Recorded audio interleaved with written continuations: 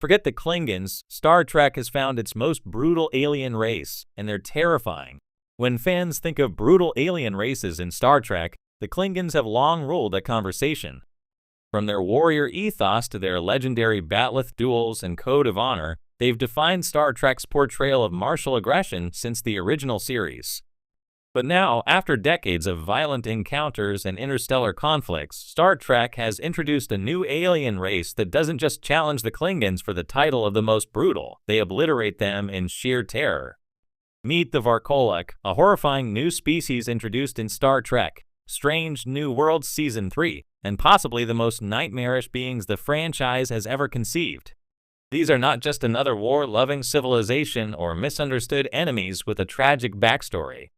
The Varkolak are the real deal, utterly alien in mind, grotesquely efficient in their methods, and so horrifyingly violent that even hardened Starfleet officers are left shaken in their wake.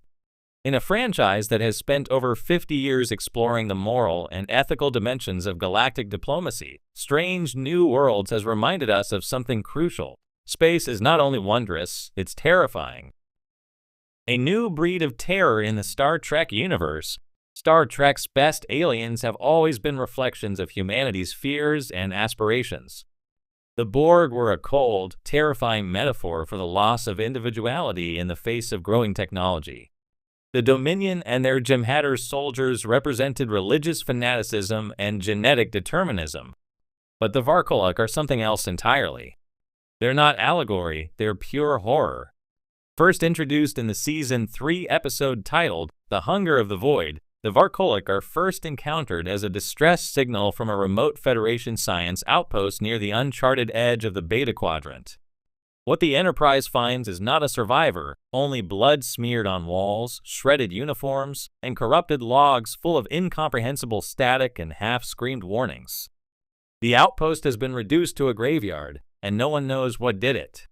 The answer comes soon enough when the crew is ambushed in deep space by a Varkolak scout vessel. Instead of conventional weapons, the Varkolak use sound-based frequency disruptions that induce hallucinations, neural overload, and in some cases, madness. By the time the crew can mount a defense, half the away team is either unconscious or self-harming. Spock, ever the center of logic, is barely able to resist the attack, his Vulcan training saving him by a margin thinner than starlight. What makes the Varkolak so unique and so terrifying? 1. No diplomacy, no reason. Unlike most Star Trek adversaries, the Varkolak are not interested in negotiation, territorial disputes, or revenge. There's no ideology to parse or misunderstanding to resolve. Communication is attempted several times through universal translator, visual symbols, even psychic contact, but nothing works. When Uhura describes their signal as the sound of a screen collapsing into itself, it becomes clear. The Varkolak don't want to talk. They want to consume. This is what truly sets them apart from the Klingons. For all their violence, the Klingons have structure, values, even nobility. The Varkolak are predatory and primal.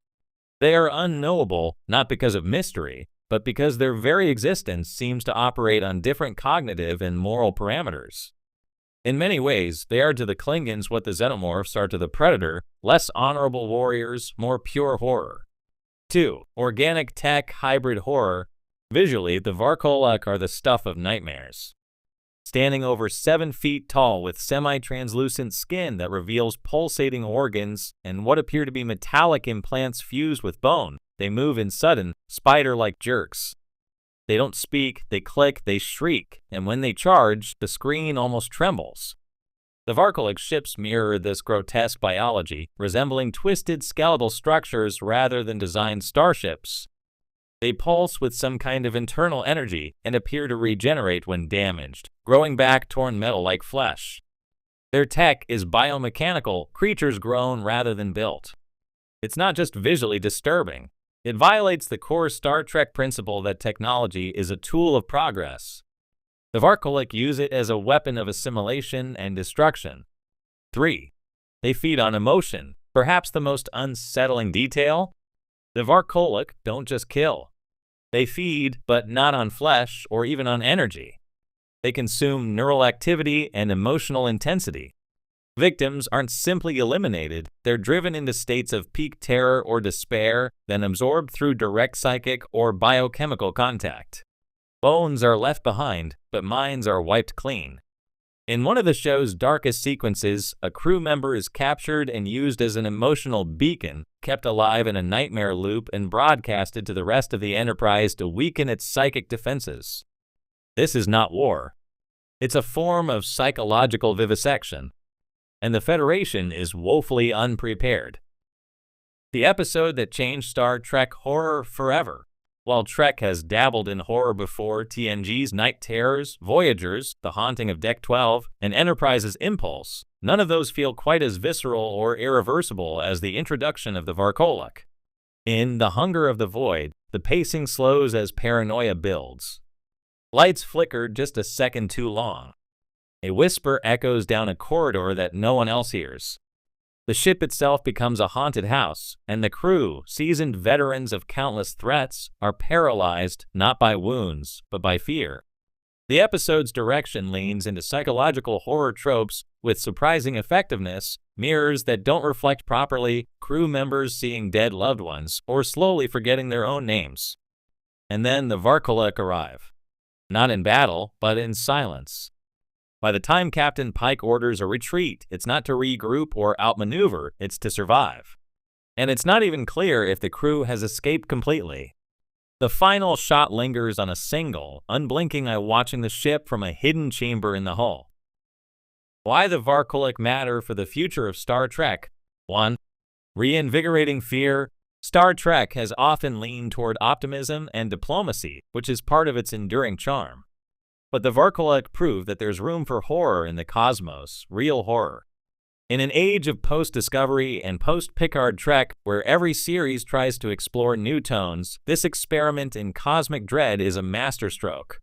There's something to be said about a franchise willing to challenge its own ideological safety net. The Varkolak are a reminder that some threats cannot be reasoned with, and that Starfleet, for all its technology and virtue, is still made of fragile human minds. 2. Pushing the limits of Starfleet. The Klingons may test Starfleet's strength. The Romulans may test its cunning. The Borg test its autonomy. But the Varkolak test its sanity. The Varkolak challenge the idea that understanding leads to peace. They ask whether some enemies are so alien that understanding is impossible. If future episodes follow through on this direction, the show could force Starfleet to reconsider not just its defense strategies, but its very ethos. 3. They're just getting started. Showrunner Akiva Goldsman hinted in a post-episode interview that the Varkolak were meant to be a recurring presence. We've only just seen their scouts. That means what the Enterprise faced might have been a fragment of a much larger threat. Worse still, Dr. Mabenga notes that exposure to Varkolak frequencies causes long-term neural degradation. This isn't a monster of the week. This is an infection. A spreading psychological rot. And if the Varkolak have maps, if they can follow, it's possible they're coming deeper into Federation space.